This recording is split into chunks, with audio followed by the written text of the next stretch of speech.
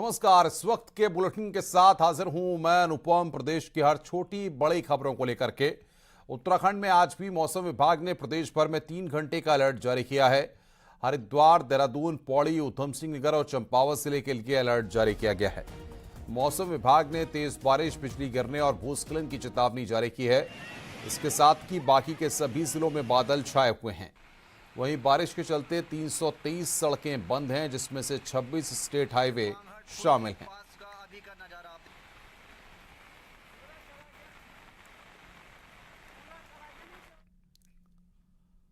उत्तरकाशी में लगातार बारिश के चलते गंगोत्री हाईवे थराली के आगे पिछले 30 घंटे से बंद है। दराली में खीरगंगा का जलस्तर बढ़ा हुआ है, जिसके चलते बड़ी संख्या में कांवड़ यात्री मार्ग में फंसे हुए हैं।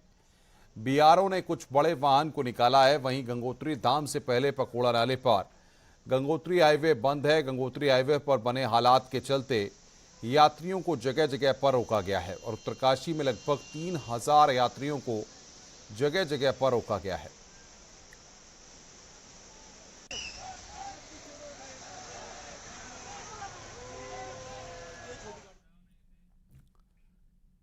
इधर उत्तरकाशी से बड़ी खबर आ रही है, जहां पर नदी उफान में आने से गंगोत्री और यमुनोत्री हाईवे बंद हो गए हैं। हाईवे बंद होने के चलते जगह जगह कावड़ियों को रोका गया है। गंगोत्री धाम की ओर बड़ी संख्या में यात्री फंसे हुए हैं। वहीं नदी उफान पर होने की वजह से अभी हाईवे नहीं खुल पाया है।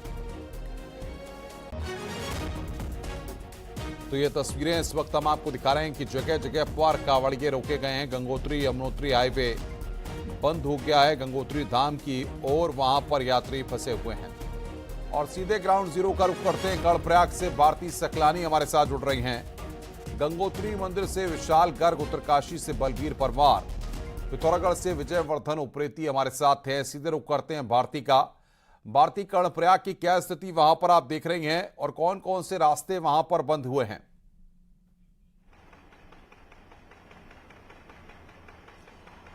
अनुपम, मैं इस वक्त मौजूद हूं कर्णप्रयाग के बहुगुणा नगर में। ये वो इलाका है, जब आपको याद होगा जोशीमठ में जो भूधसाव हो रहा था, कर्णप्रयाग के इसी इलाके में सबसे ज्यादा प्रभावित लोग थे। और मेरे ठीक पीछे वही घर आप देख रहे हैं जिन पर रेड मार्क भी बने हुए हैं, और ये वो तमाम घर हैं जो भूधसाव की जद में हैं।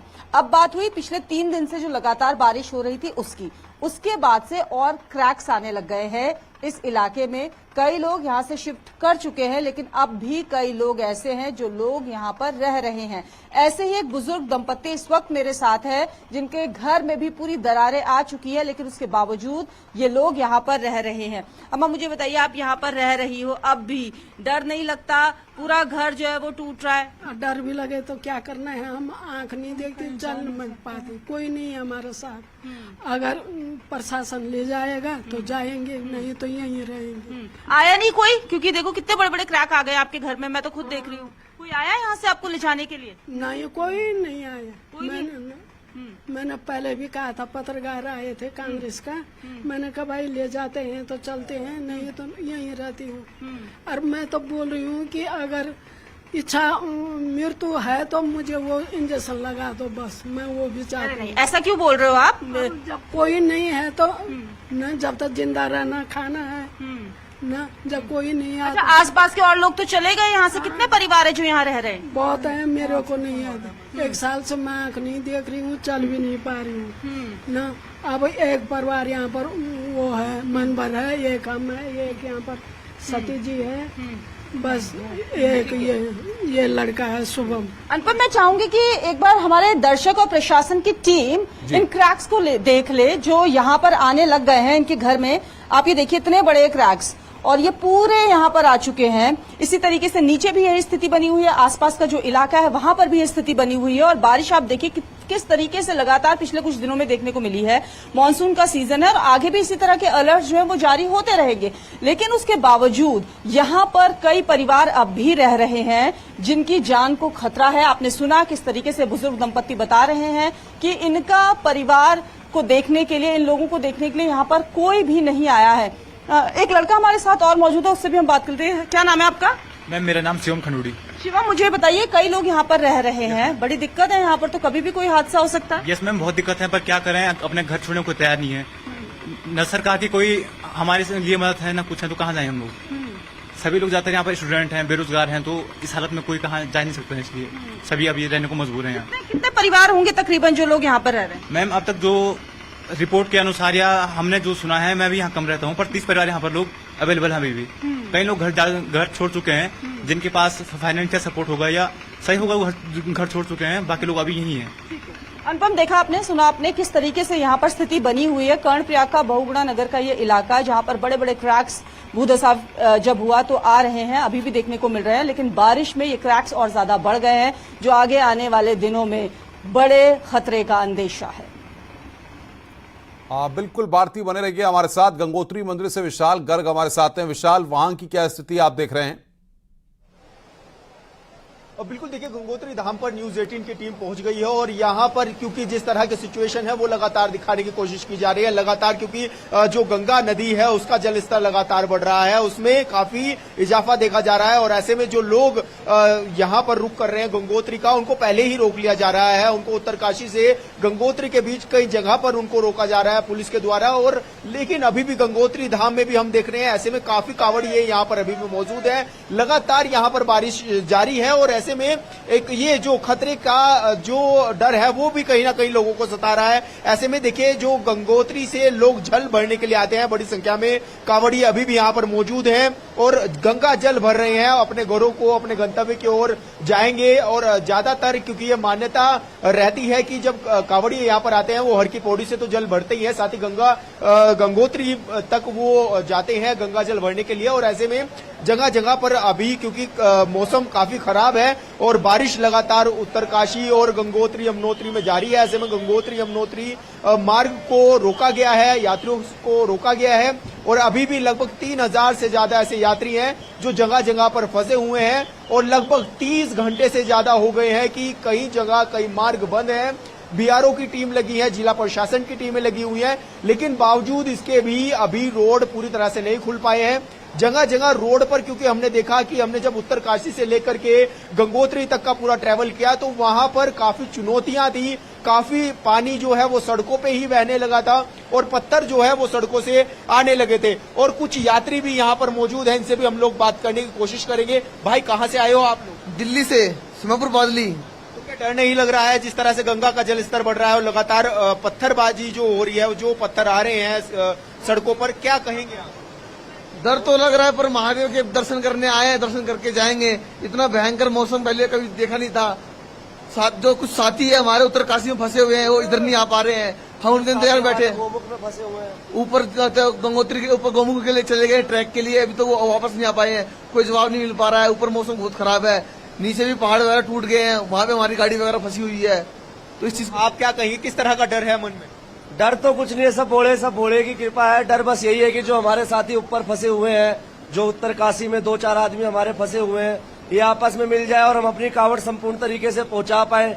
आज हमें जल उठाना था, लेकिन अब गोमुख से वो जल लेके निकले हैं, नहीं निकले हैं, कुछ अभी संपर्क नहीं हो पा रहा है। तो जल तो आप हरिद्वार से भी ले सकते थे, गंगोत्री ही क्यों आपने चुना? सर, हमने पिछली बार, हम हरिद्वार से लाते हैं, हम कई साल से कावड़ ला रहे हैं, डाक कावड़, हम हरिद्वार से जल उठाते हैं, लेकिन हमने पिछली बार माना था कि कुछ भी हो जाए हम अगली बार से गोमुख से ही कावड़ उठाएंगे, चाहे बारिश आए, चाहे बाढ़ आए, चाहे कुछ भी आए। हम कई रास्ते हमारे टूटे हुए मिले, कई जगह पत्थर गिरे, कई हादसे से बचे हम, लेकिन फिर भी भोले का नाम लेते हुए सब कुछ करते हुए यहाँ तक पहुंचे हैं और यही है कि भोला ही हमें पहुंचाएगा अपने घर तक। यहाँ पर तमाम लोग पहुंच रहे हैं गंगा घाटों पे गंगा जल भरने के लिए, ताकि वो यहाँ से गंगा जल लेकर के अपने गंतव्यों को जा सके। बड़ा अहम रोल रहा है कांवड़ियों का भी और लगातार कांवड़ी जो है वो हरिद्वार से विशाल, मैं आऊंगा लेकर आपके पास, सीधे रुख करेंगे पिथौरागढ़ का। विजयवर्धन उप्रेती हमारे साथ है। विजय, उधम सिंह नगर और चंपावत को लेकर जो अलर्ट जारी किया गया है उसको लेकर क्या देखा जा रहा है और किस तरीके से फिलहाल वहां पर मौसम का मिजाज है?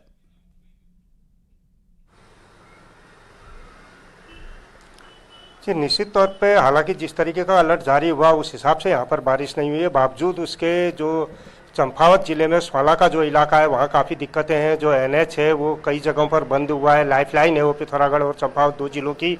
एनएच के लोग लगातार उसको खोलने की कोशिश कर रहे हैं, बावजूद वो जगह जगह खतरनाक बना हुआ है। अगर इस इलाके की हम बात करें तो सबसे ज़्यादा दिक्कत धारचूला में आ रही है। धारचूला में अभी जो जानकारी मिली है, काली नदी अपने चेतावनी के स्तर को पार कर चुकी है। असल में काली नदी के प्रभाव काफ़ी वहाँ पर तेज है, 2 मकान पूरी तरीके से काली नदी में बीते दिनों समा चुके हैं।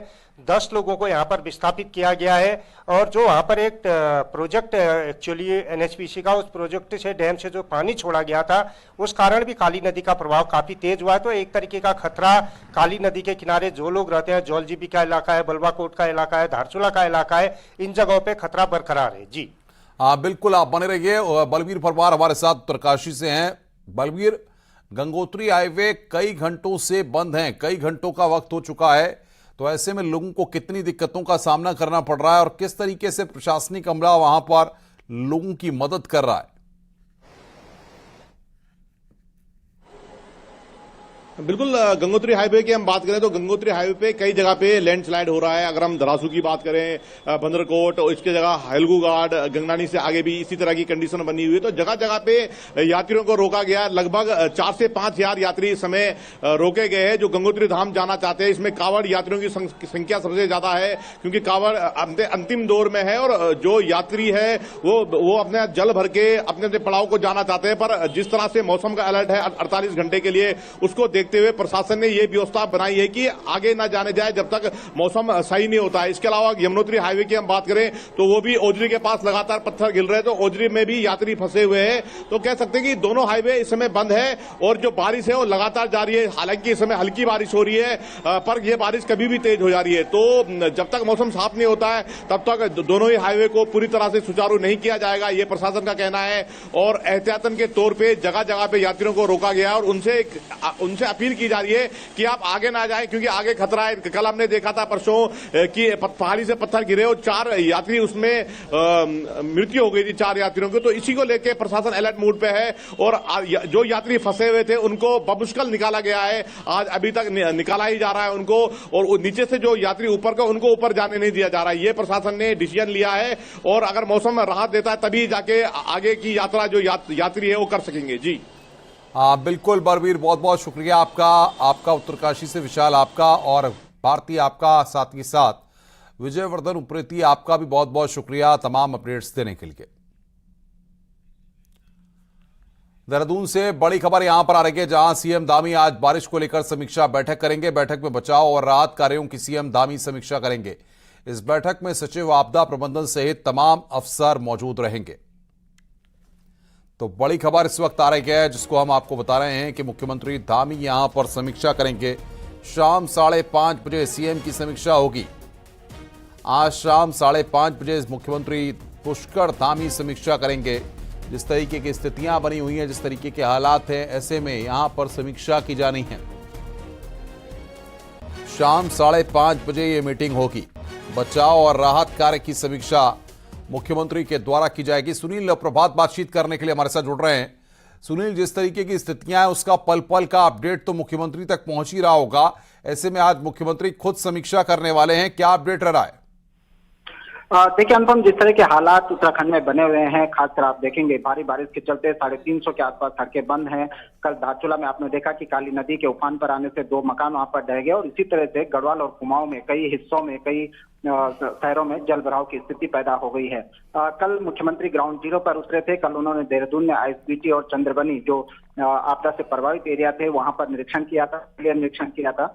आज मुख्यमंत्री सचिवालय में शाम को 5:30 बजे तमाम अधिकारियों के साथ, चाहे वो आपदा प्रबंधन के अधिकारी हों या फिर अलाइन डिपार्टमेंट के अधिकारी, उनके साथ बैठकर आगे की रणनीति पर विचार विमर्श करेंगे। और अभी तक का जो फीडबैक रहा है कि प्रदेश में कहां कहां पर आपदा के हालात हुए हैं, उनका पूरा फीडबैक मुख्यमंत्री लेंगे। राहत बचाव कार्य किस तरह से चल रहा है, एसडीआरएफ एनडीआरएफ कहां पर तैनात करने की जरूरत पड़ेगी, और इसके साथ साथ मौसम विभाग का आगे का फोरकास्ट को देखते हुए अगली रणनीति बनाई जाएगी। इस बीच अंतम एक बड़ी जानकारी, बड़ी ब्रेकिंग मैं आपको दे दूं कि अभी तक जो पूरे प्रदेश भर में जो रेड अलर्ट जारी किया गया था, उस रेड अलर्ट को वापस ले लिया गया है और अब कुछ जिलों में, खासकर हरिद्वार, देहरादून, उधम सिंह नगर और चंपावत के लिए ऑरेंज अलर्ट जारी किया गया है। यानी कि यहाँ पर बारिश हो सकती है, भारी बारिश भी हो सकती है, लेकिन जिस तरह के बड़ी आपदा के संकेत यहाँ पर रेड अलर्ट के जरिए दे दिए गए थे वो अब वापस ले लिया गया। यानी कि मौसम जो बारिश है वो बारिश अब थोड़ा सा कम देखने को मिलेगी। जी बिल्कुल, बहुत बहुत शुक्रिया सुनील आपका हमारे साथ जुड़ने के लिए और बातचीत करने के लिए। आगे बढ़ते हैं। रुद्रप्रयाग और श्रीनगर के बीच में सिरोबगढ़ के पास बद्रीनाथ एनएच भी बारिश रुकने के साथ ही खुल गया है। लगातार हो रही बारिश के चलते बद्रीनाथ एनएच 24 घंटे से ज्यादा वक्त तक बंद रहा। अब लोग सुचारू रूप से आगे का सफर कर पा रहे हैं।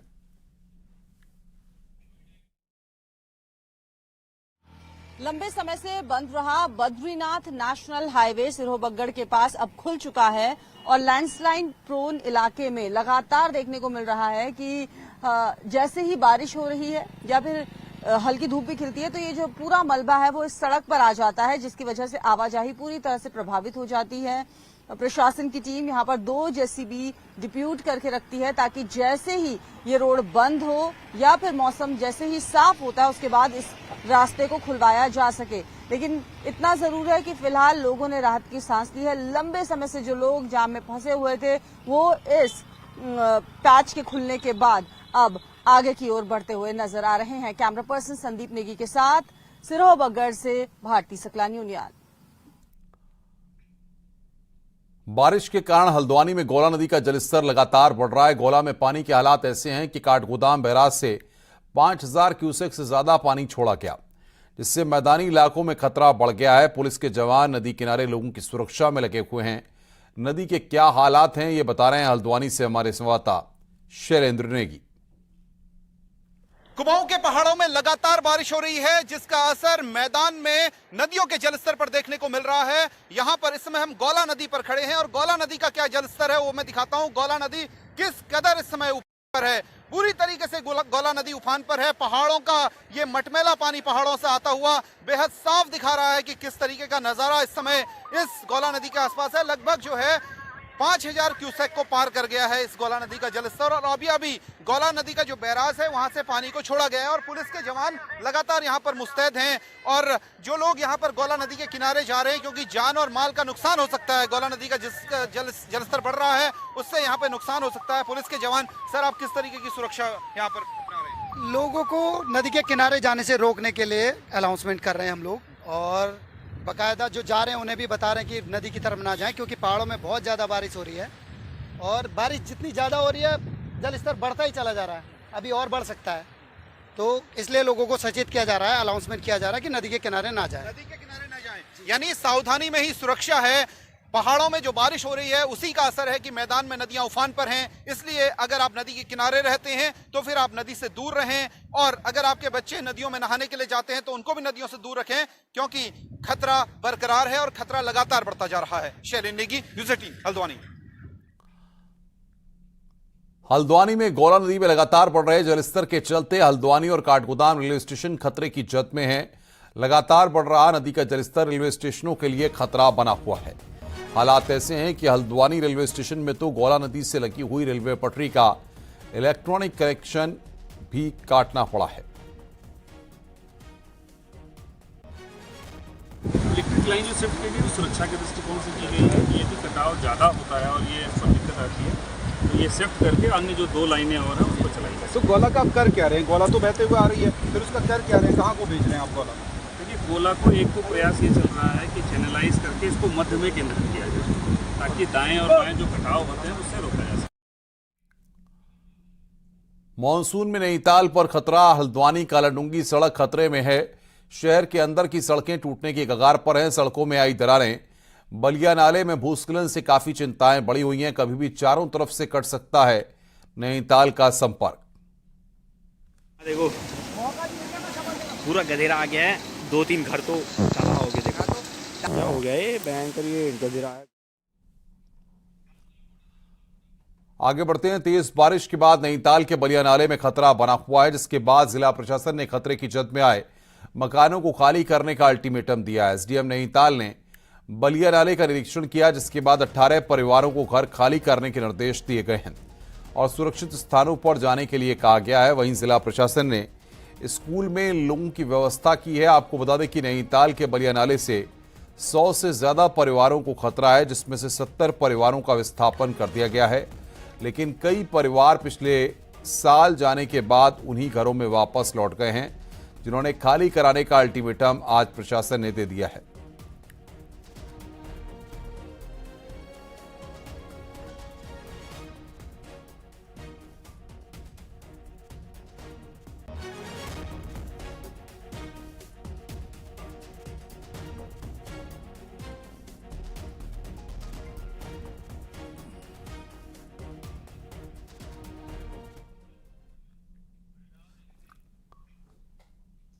अहिंसा विश्व भारती और विश्व शांति केंद्र के संस्थापक आचार्य लोकेश मुनि को अमेरिका में सम्मानित किया गया है।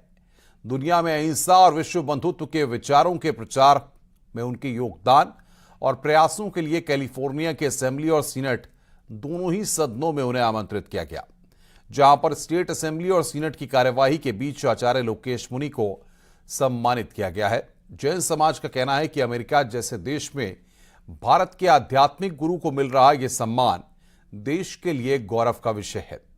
इस मौके पर आचार्य लोकेश मुनि ने कहा कि मैं पहले भी मानवीय मूल्यों के लिए कार्य करता रहा हूं और आगे भी इसे जारी रखूंगा। जैन समाज के सर्वाधिक प्रभावी संगठन जीतो अपेक्स के चेयरमैन सुखराज नाहर, अध्यक्ष अभय कुमार, सेक्रेटरी संजय लोढ़ा, चेयरमैन विनय दुगड़ ने कहा है कि आचार्य लोकेश ने अपने कार्यों से हमेशा जैन समाज को गौरवान्वित किया है। इस सम्मान से न केवल जैन समाज बल्कि पूरा देश गौरवान्वित हुआ है। Honorable Speaker of California State Assembly, Honorable Member of California State Assembly, I express my heartfelt gratitude to all of you for honoring me by inviting me on the floor of the House amidst the going proceeding of the House. This honor belongs to the principle of non-violence, compassion, love, harmony, etc. of the great Indian culture, and Jainism belong to 24th Tirthankara Lord Mahavira. America is the oldest democratic country in the world, and India is the largest democratic country in the world. I want both the great country to fight together against violence and poverty and spread the love, compassion, non-violence, harmony in the world. रुक रहे हैं यहां पर एक break के लिए। Break के बाद खबरों का सिलसिला लगातार जारी है।